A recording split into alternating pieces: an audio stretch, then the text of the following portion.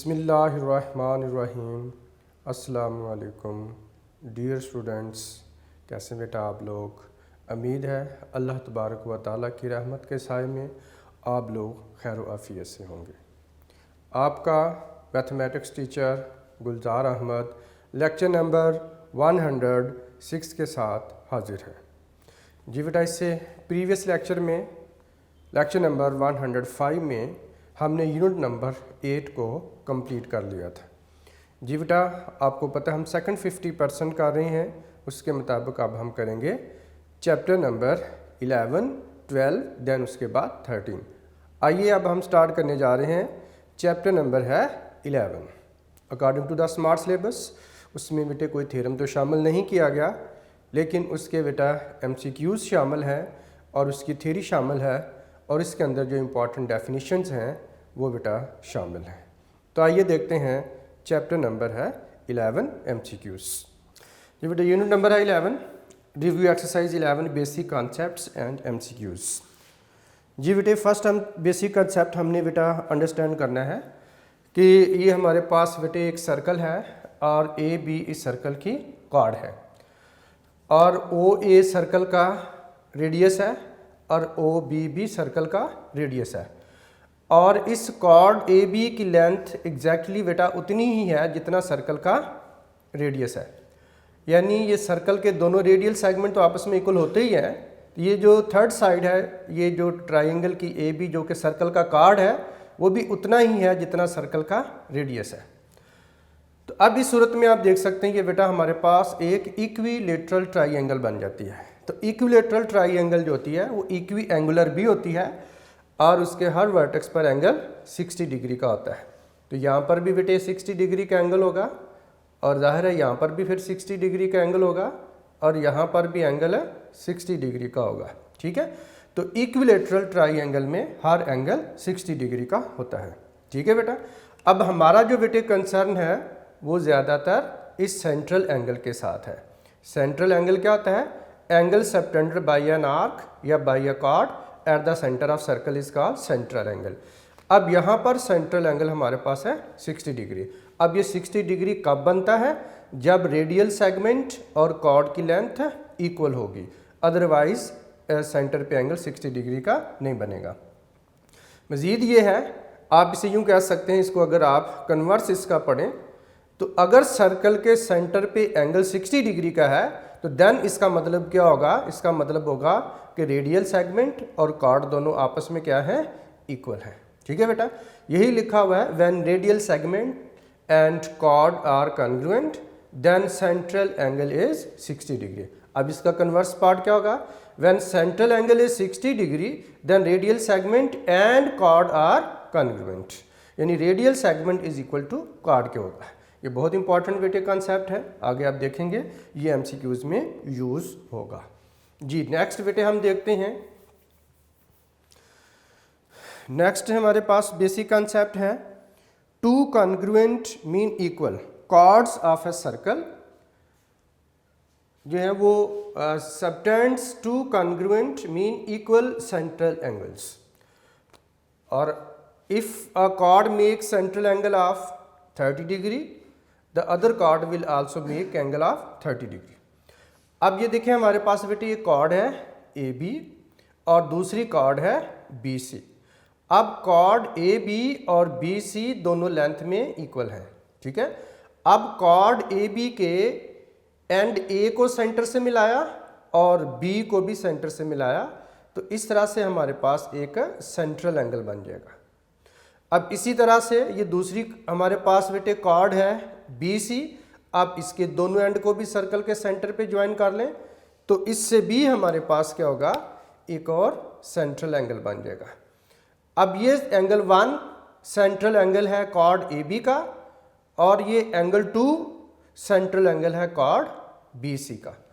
अब देखिए कॉन्सेप्ट ये है कि अगर ये दोनों कॉर्ड इक्वल होंगी तो सर्कल के सेंटर पर बनने वाले दोनों सेंट्रल एंगल भी इक्वल होंगे, यानी जितना ये सेंट्रल एंगल 1 होगा उतना ही ये सेंट्रल एंगल 2 होगा। यानी आप ये कह लो कि अगर कॉर्ड इक्वल है, 2 कॉर्ड्स इक्वल हैं तो उनके बनने वाले सेंटर पर एंगल भी इक्वल होंगे।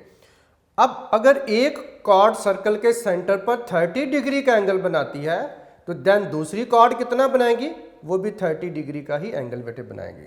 ठीक है, तो इसका कन्वर्स भी आप यूं कह सकते हैं, अगर सर्कल के सेंटर पर दोनों जो है वो एंगल इक्वल हो तो उनके जो ऑपोजिट कॉर्ड होंगी वो भी आपस में क्या होंगी, इक्वल होंगी। ठीक है बेटा, इसी तरह से आप इसको यूं कह सकते हैं कि ये कॉन्सेप्ट जो है वो कॉर्ड के लिए भी दुरुस्त है और आर के लिए भी दुरुस्त है।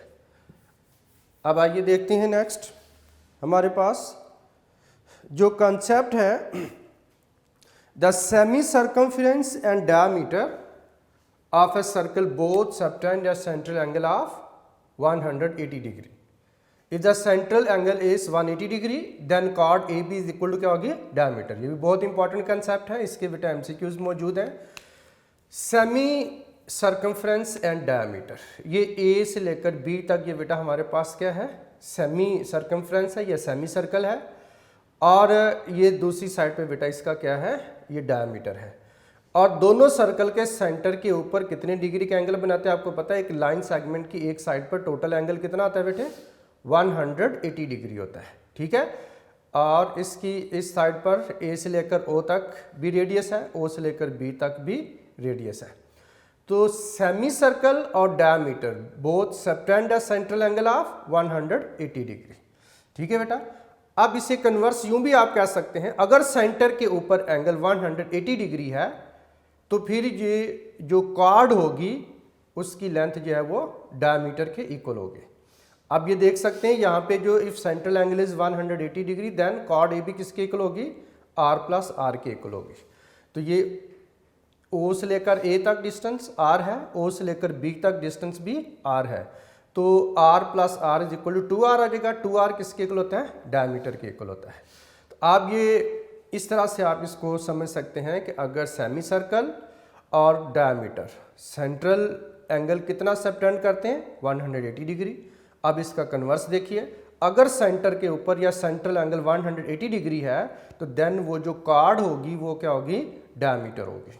ठीक है बेटा, अब इसके भी एमसीक्यूज मौजूद हैं जी। नेक्स्ट बेटा हम देखते हैं, एमसीक्यूज आ गया हमारे पास। A 4 centimeter long chord subtends central angle of 60 degree. The radial segment of this circle is। जी बेटा, अभी मैंने आपको बताया कि ये हमारे पास एक सर्कल है और जिसका सेंटर आप मार्क कर लें, और इसकी एक कॉर्ड है ए बी, और इसकी लेंथ कितनी है, 4 सेंटीमीटर। और जब आप इसके दोनों एंड को सर्कल के सेंटर पे ज्वाइन करते हैं तो सेंट्रल एंगल बनता है 60 डिग्री।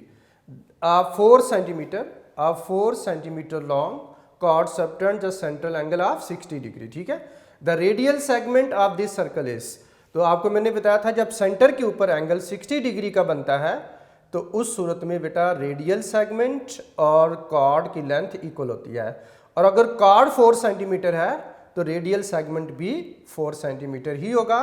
तो दैट्स वाई इसका जो राइट ऑप्शन है वो होगा 4 सेंटीमीटर। ठीक है जी बेटा जी। नेक्स्ट आप देखते हैं, एमसीक्यू नंबर है 2। The length of a chord and radial segment of a circle are congruent. The central angle made by the chord will B.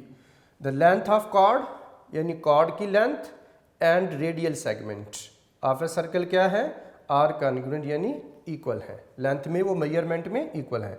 तो फिर बताइए सर्कल के सेंटर पर एंगल कितने डिग्री का बनेगा। तो अभी बेटा हमने ये कॉन्सेप्ट पढ़ा भी है, और ये हमारे पास एक है कॉर्ड ए बी है और इसकी लेंथ उतनी ही है जितना सर्कल का रेडियस है। तो जब आप दोनों एंड को सेंटर से ज्वाइन कर लेते हैं तो इस तरह से ये हमारे पास एक इक्विलेटरल ट्राइंगल बनती है। अभी बेटा मैंने बताया कि इक्विलेटर का हर एंगल कितने डिग्री का होता है, 60 डिग्री का होता है। जब कॉर्ड की लेंथ और रेडियल सेगमेंट इक्वल होंगे तो सर्कल के सेंटर के ऊपर एंगल हमेशा बनेगा 60 डिग्री का। क्यों बनेगा, इसलिए कि इससे एक इक्विलेटरल ट्राइंगल बन जाती है, और इक्विलेटरल ट्राइंगल इक्वी एंगुलर भी होती है। तो इक्वी एंगुलर या इक्विलेटरल ट्राइंगल का हर एंगल 60 डिग्री का होता है, तो दैट्स वाई सर्कल के सेंटर पर एंगल 60 डिग्री बनेगा। तो इसका जो राइट ऑप्शन होगा सी वाला होगा और वो आंसर है 60 डिग्री। जी बेटा, आई होप आपको ये दोनों एमसीक्यूज बहुत अच्छे तरीके से समझ आ चुके होंगे। जी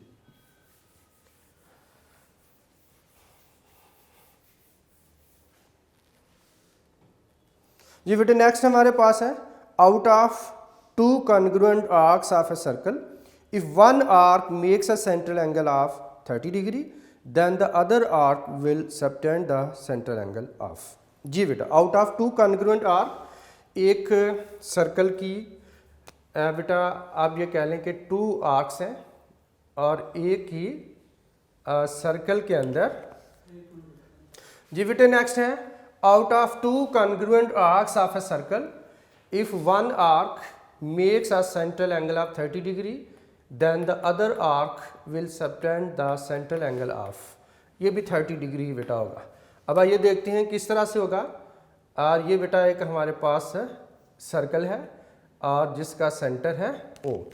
अब आइए इसकी टू हम बेटे यहाँ पे आर्क कंसीडर करते हैं और ये एक हमारे पास है आर्क, आप कह सकते हैं ये ए बी हमारे पास बेटे एक आर्क है और ये जो आर्क ए बी है ये सर्कल के सेंटर के ऊपर 30 डिग्री का एंगल बना रही है।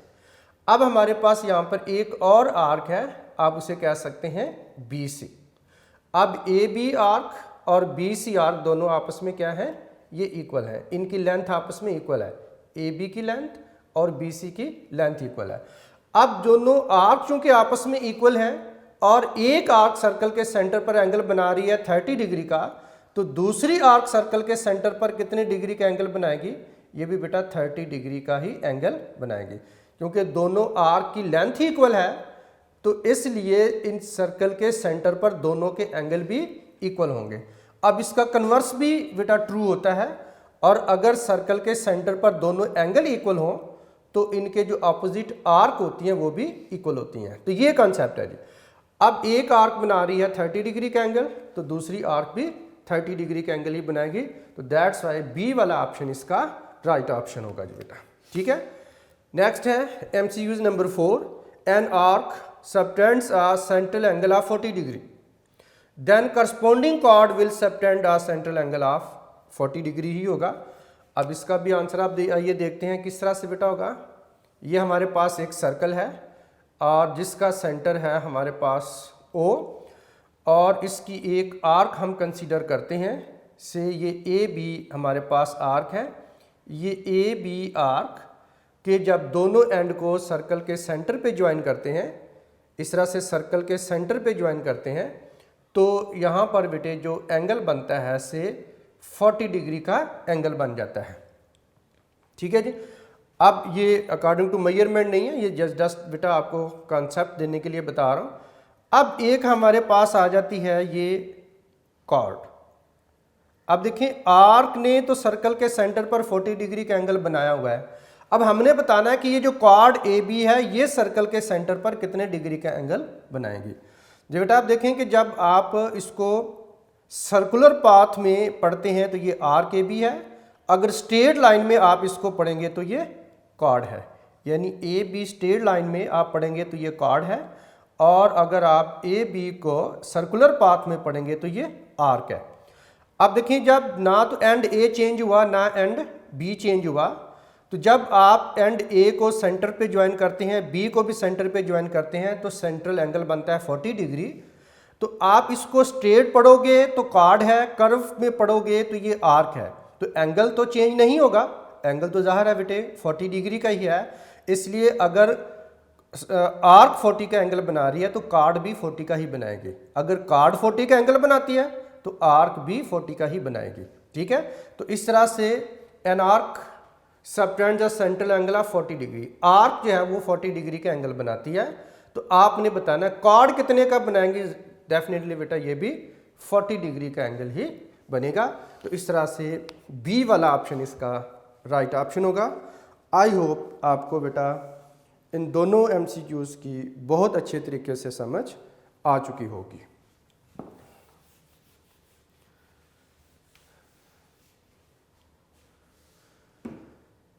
जी बेटे नेक्स्ट हमारे पास है MCQ number 5, a pair of cards of a circle subtending two congruent central angle is. A pair of card, एक कार्ड का पेयर है और वो क्या करता है, subtending two congruent central angles, तो सर्कल के सेंटर पर वो टू कॉन्ग्रुएंट एंगल्स बना रहा है।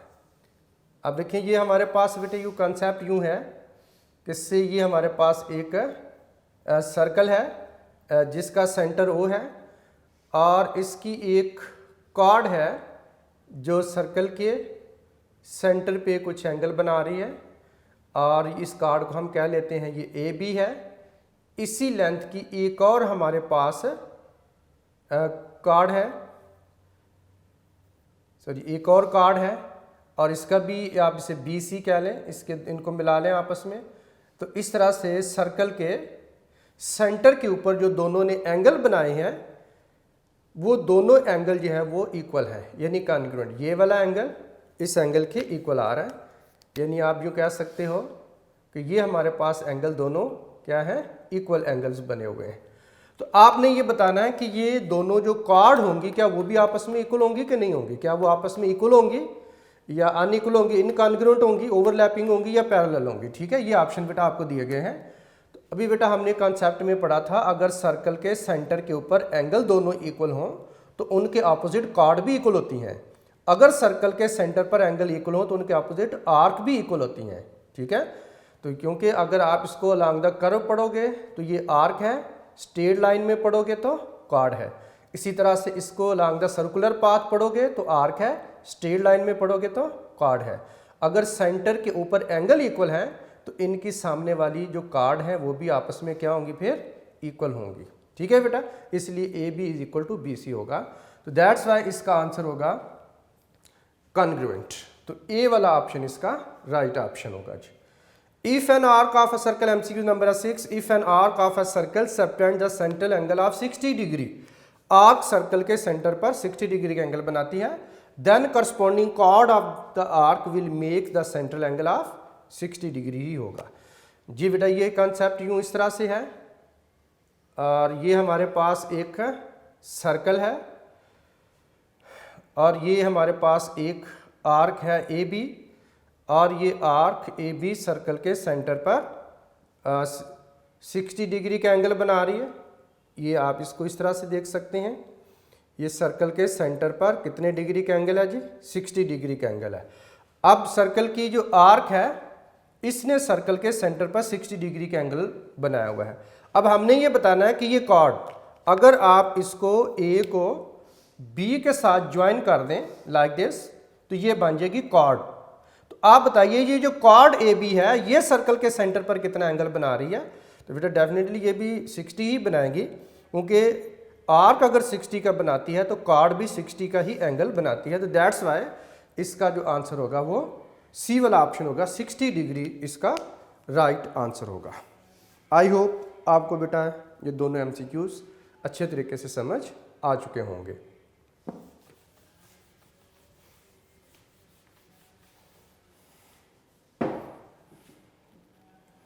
जी बेटे नेक्स्ट है, the semi circumference and the diameter of a circle both subtend the central angle of 180 degree. ये भी बेटा जो कॉन्सेप्ट आपको बता रहे थे उसमें मैंने इसको एक्सप्लेन भी किया था। ये हमारे पास से फ़र्ज़ करें कि ये सेमी सर्कल है और ये इसके जो डायमीटर है और सेमी सर्कल दोनों मिलकर सर्कल के सेंटर पर कितने डिग्री का एंगल सबटेंड करेंगे, 180 डिग्री का। ठीक है बेटा, सेमी सर्कल या semi circumference and diameter of a circle. तो अब दोनों एंड्स को, जो सेमी सर्कल के एंड्स होंगे, सर्कल के सेंटर पे बेटा जब ज्वाइन करते हैं लाइक दिस और इस तरह से, तो ये हमारे पास जो है वो आप देख सकते हैं ये डायमीटर ही बन जाता है। ठीक है, तो डायमीटर सर्कल के सेंटर के ऊपर कितने डिग्री का एंगल बना रहा होता है, 180 डिग्री का। तो दैट्स वाई B वाला ऑप्शन ही इसका राइट ऑप्शन बेटे होता है। ठीक है जी, अब इसका कन्वर्स है, ये हमने का बेसिक कंसेप्ट में भी बेटे हमने पढ़ा।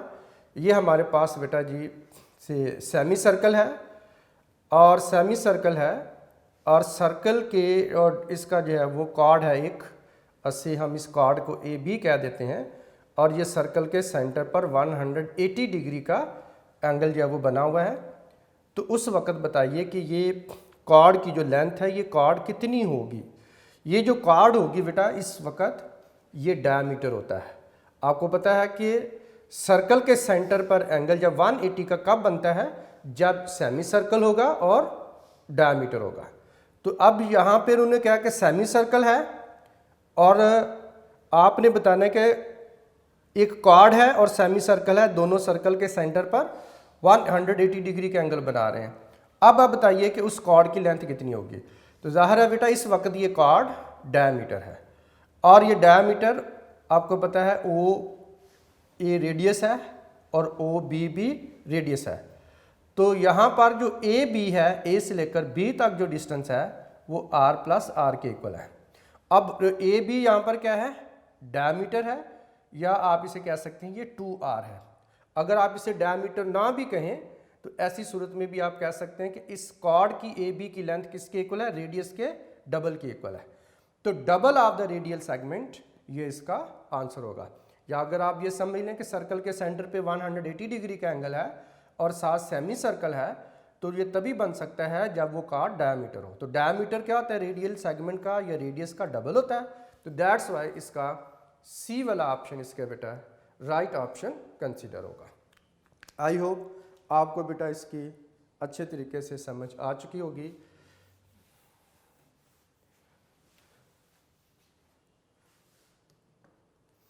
जी नेक्स्ट है हमारे पास MCQs नंबर 9। If a chord of a circle subtends a central angle of 60 degree then length of the chord and radial segment are. जी बेटा ये बेसिक कंसेप्ट में हमने पढ़ लिया था। अब आइए इसको ज़रा दोबारा देख लेते हैं। ये हमारे पास एक सर्कल है और ये बेटा हमारे पास सर्कल का सेंटर है। जी बेटा सर्कल ज़ाहिर है इसका कुछ ना कुछ रेडियल सेगमेंट भी होता है, रेडियस भी होगा। आप इस दोनों एंड्स को आपस में ज्वाइन कर दें लाइक दिस, तो ये हमारे पास क्या आ जाएगा, कॉर्ड आ जाएगी। ये रेडियल सेगमेंट है, ये भी रेडियल सेगमेंट है, यह सर्कल का रेडियस है और इस वक्त सर्कल के सेंटर पर जो एंगल है वो 60 डिग्री है। जी बेटे मैंने आपको बताया था कि सर्कल के सेंटर पर एंगल जो है वो 60 डिग्री का उसी वक्त बनेगा जब ये इक्विलेटरल ट्राइंगल होगी, ठीक है। और जब जितना सर्कल का रेडियल सेगमेंट है और उतना ही ये कॉर्ड होगा। तो ये रेडियल सेगमेंट और कॉर्ड और ये तीनों आपस में इक्वल होंगे, यानी इक्विलेटरल ट्राइंगल बनेगी। तो तब सर्कल के सेंटर के ऊपर एंगल जो है वो 60 डिग्री का होगा। तो ये एक ही सूरत में पॉसिबल होता है जब ये रेडियल सेगमेंट और कॉर्ड दोनों आपस में क्या होंगे, इक्वल होंगे, यानी कॉन्ग्रुएंट होंगे। तो यही बेटे कंसेप्ट है। If a chord of a circle subtend the central angle of 60 degree, chord circle के सेंटर पर 60 डिग्री का एंगल सबटेंड कर रही है, then length of the chord and radial segment, chord and radial segment की length क्या होगी, congruent, are congruent. ये बेटा इसका राइट ऑप्शन होगा, ए वाला ऑप्शन इसका राइट ऑप्शन है, ठीक है जी। अब उसके बाद है आप देख सकते हैं कि ये इनकॉन्ग्रुएंट नहीं होगा, पैरेलल भी नहीं होंगे, परपेंडिकुलर भी नहीं होंगे। तो आपस में आप इनको आप देख सकते हैं, इस तरह से शेप भी ड्रॉ करके बेटा अंडरस्टैंड कर सकते हैं। जी बेटे नेक्स्ट MCQs है हमारे पास, the arcs opposite to incongruent central angles of a circle are always. तो इनकॉन्ग्रुएंट ही होंगी, कैसे होंगी बेटा आप इसको यूँ अंडरस्टैंड कर सकते हैं। से ये हमारे पास एक सर्कल है और जिसका सेंटर है O। अब आप देखें arcs opposite to incongruent central angle, यानी ये हमारे पास आप ये कह लो कि एक आर्क है, इसका नाम हम रख लेते हैं AB। तो ये ज़ाहिर है इसके ऊपर कुछ एंगल बना होगा, से हम समझने के लिए कह लेते हैं कि ये 50 डिग्री का एंगल है। अब एक और हमारे पास आर्क है, इस तरह से आप उसका नाम C रख लें और ये सेंटर के ऊपर एंगल बनता है से 30 डिग्री, यानी ये दोनों सेंट्रल एंगल आपस में इक्वल नहीं है। तो क्या इनके जो सामने वाली जो आर्क होंगी वो इक्वल होंगी? नो। अगर सेंटर के ऊपर एंगल इक्वल नहीं है तो उनके सामने वाली जो बेटे आर्क होंगी ये A से लेकर B तक और B से लेकर C तक ये भी कभी इक्वल नहीं होंगे। अगर सेंटर के ऊपर एंगल इनकॉन्ग्रुएंट है तो इनकॉन्ग्रुएंट एंगल्स के ऑपोजिट जो आर्क होगी वो भी इनकॉन्ग्रुएंट होंगी, ठीक है बेटा। तो दैट्स वाई अब इसका जो राइट वाला ऑप्शन होगा वो इनकॉन्ग्रुएंट है, यानी बी वाला ऑप्शन इसका राइट ऑप्शन बनता है। अगर सेंटर के ऊपर एंगल्स यानी सेंट्रल एंगल इक्वल होते हैं तो इनके अपोजिट आर्क भी इक्वल होती हैं। अगर सर्कल के सेंटर पर एंगल इनकॉन्ग्रुएंट है यानी इक्वल नहीं है तो इनके अपोजिट जो आर्क्स हैं वो भी इक्वल है नहीं होंगी, वो भी इनकॉन्ग्रुएंट होंगी। तो आई होप आपको बेटा ये वाला एमसीक्यूज भी अच्छे तरीके से समझ आ चुका होगा। तो इस तरह से बेटा जी हमारे पास चैप्टर नंबर 11 के एमसीक्यूज जो है वो कंप्लीट होते हैं। आई होप आपको इनके अच्छे तरीके से समझ आ चुकी होगी जी।